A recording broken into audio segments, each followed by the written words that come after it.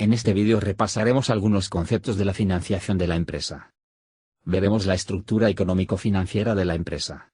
Los ciclos de la empresa a corto y largo plazo. Cómo calcular el periodo medio de maduración. Finalmente estudiaremos la depreciación, la amortización y el efecto Lehman-Russell. La empresa por definición siempre cuenta con el mismo activo y pasivo. El activo se divide en corriente o circulante y fijo o no corriente. El pasivo se clasifica en pasivo corriente o circulante, que representa los créditos a corto plazo, el patrimonio neto fuentes propias, que es la suma del capital y las reservas, y el pasivo no corriente, que corresponde con los créditos a medio y largo plazo. El fondo de maniobra, representado en la columna del medio correspondiente al balance, puede ser visto de dos formas. En primer lugar, el fondo de maniobra es la diferencia entre el activo circulante y el pasivo circulante, que ha de ser menor para que la empresa cuente con fondo de maniobra. En segundo lugar, el fondo de maniobra es la diferencia entre el patrimonio neto y el pasivo no corriente menos el activo no corriente. Ambas condiciones deben cumplirse para que exista fondo de maniobra positivo y haya equilibrio financiero en la empresa.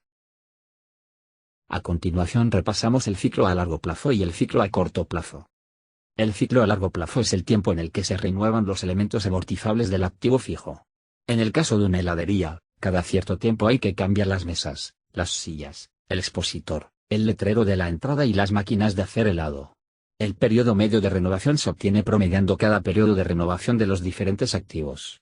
Por ejemplo, si las mesas, sillas y letreros suponen el 50% de los elementos amortizables del activo fijo y se cambian cada 3 años y el expositor y las máquinas de hacer helado suponen el otro 50% y se renuevan cada 5 años, entonces el ciclo a largo plazo tendrá una duración de 4 años. El ciclo a corto plazo es el periodo en el que tarda en volver a caja el dinero que se ha utilizado para hacer frente a las exigencias del proceso productivo. Es decir, el tiempo en el que tarda en dar una vuelta el activo circulante. En nuestro ejemplo, de manera simplificada sería el tiempo desde que se compra leche, azúcar y otros ingredientes para elaborar el helado hasta que se venden los helados. Por eso se llama también ciclo dinero-mercancías dinero porque es el tiempo desde que se gasta dinero para producir hasta que se recupera por la venta de la producción. Este ciclo coincide con el periodo medio de maduración que vemos con más detalle a continuación. El ciclo a corto plazo coincide con el periodo medio de maduración. Este periodo se calcula sumando los siguientes 4 periodos. En primer lugar, el periodo de almacenamiento de las materias primas. El tiempo que las materias primas están almacenadas sin usarse. En nuestro caso es el tiempo que tardan los ingredientes desde que se compran hasta que son convertidos en helado. Este periodo puede ser muy relevante para algunos sectores productivos. Por ejemplo, un taller puede tener piezas en stock durante meses o años hasta que las utiliza. En segundo lugar, se añade el periodo medio de fabricación. En nuestro caso es el tiempo de elaboración del helado, que podría ser horas. En otros casos este tiempo es muy elevado como en la elaboración de algunas bebidas alcohólicas como el whisky. En tercer lugar se añade el periodo medio de venta, es decir, el tiempo medio que tardan en venderse los productos fabricados. En la heladería el tiempo medio de venta puede ser un mes. En otras actividades como las galerías de arte el tiempo medio de venta es muy elevado y pueden pasar años hasta que aparezca un comprador. El cuarto sumando es el periodo medio de cobro. Normalmente cuando se vende a personas el tiempo de cobro es inmediato en el caso del efectivo o no muy dilatado en el caso de pago con tarjeta. Cuando el comprador es otra empresa o la administración pública el cobro se suele producir meses después de la venta del producto. Por último, es necesario restar el periodo medio de pago a proveedores ya que estamos calculando el tiempo desde que se gasta el dinero hasta que se recupera. Aunque tengamos las materias primas almacenadas o incluso ya transformadas en productos, si no hemos realizado el pago a los proveedores todavía no ha comenzado el ciclo a corto plazo de la empresa o periodo medio de maduración. La depreciación que estudiamos es la pérdida irreversible del valor de un activo y no corresponde con el mismo concepto que se estudia en el plan general contable.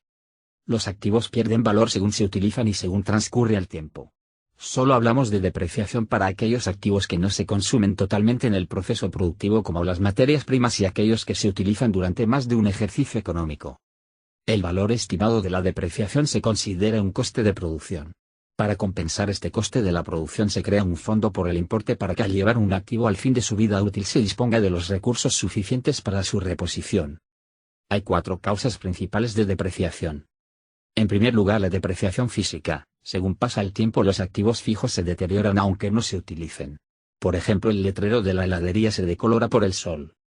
En segundo lugar, la depreciación funcional. Los activos se deterioran por su uso en la actividad productiva. Las máquinas mezcladoras se estropean cuanto mayor es su uso. En tercer lugar aparece la depreciación económica u obsolescencia. Puede ser tecnológica, como el caso de la aparición de nuevos medios de pago que hace necesario cambiar los sistemas de cobro, como sucedió con la aparición de tarjetas de crédito con banda electrónica, microchip y recientemente las que no necesitan contacto para realizar el pago. También hay obsolescencia por variaciones de demanda. Si aumenta la demanda de granizados, la heladería deberá cambiar la máquina por una que sea capaz de realizarlos más rápido para servir a su clientela. Finalmente, hay obsolescencia por cambios en la retribución de algún factor productivo. Si se prohíben las actividades de la industria textil en países como Bangladesh y tienen que pasar a realizarlas en Europa, las máquinas deberán ser sustituidas por otras que necesitan menos trabajadores, ya que el coste laboral se habría incrementado. En cuarto y último lugar encontramos la depreciación por agotamiento o caducidad. Normalmente esta depreciación aparece asociada a recursos naturales. Si se agota un pozo de petróleo, parte de la infraestructura creada para su uso no se recuperará y habrá quedado inutilizada debido al agotamiento de este recurso, aunque no haya habido una depreciación funcional. Los activos de una empresa pierden valor a lo largo del tiempo y esa pérdida se amortiza teniendo en cuenta los años de vida del activo. La amortización tiene tres funciones principales. La función contable es la que permite incorporar la pérdida de valor de la depreciación dentro de la contabilidad de la empresa. La función económica es la que permite que se imputen en los costes de producción el consumo de capital fijo. Finalmente, la función financiera de la amortización es la capacidad de generación de recursos de forma interna. Las amortizaciones en general no se reservan en su totalidad para reponer los mismos activos depreciados que las generaron, sino que tienen otros usos. Cuando la empresa está en una situación estable, la amortización no se suele utilizar para financiar inversiones de capital fijo que no son necesarias en ese momento, sino que se invertirá para rentabilizarla. Lo mismo sucede si la empresa está en una situación de depresión. En épocas de expansión de la empresa, la amortización se invierte según se va generando en la actividad de la empresa que se está expandiendo y por lo tanto puede sufrir falta de liquidez. Bajo algunos supuestos, la amortización no solo mantiene la capacidad productiva de la empresa, sino que permite que se expanda. Los supuestos son los 5 siguientes.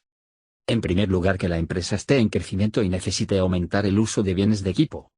En segundo lugar, que no haya obsolescencia tecnológica. En tercer lugar, que el equipo tenga algún grado de divisibilidad. Es decir, que no haya que sustituir todo el equipo, sino que sea posible reutilizar parte del equipo en servicio cambiando componentes. En cuarto lugar, que la capacidad productiva de las máquinas no cambie a lo largo de su vida útil. Finalmente, que no haya inflación. Si estos 5 supuestos se dan, entonces los recursos financieros liberados mediante la amortización se usan para adquirir nuevo activo fijo y la capacidad productiva aumentaría, permitiendo la expansión de la empresa. No es necesario que se den a la vez todos los supuestos para observar este efecto.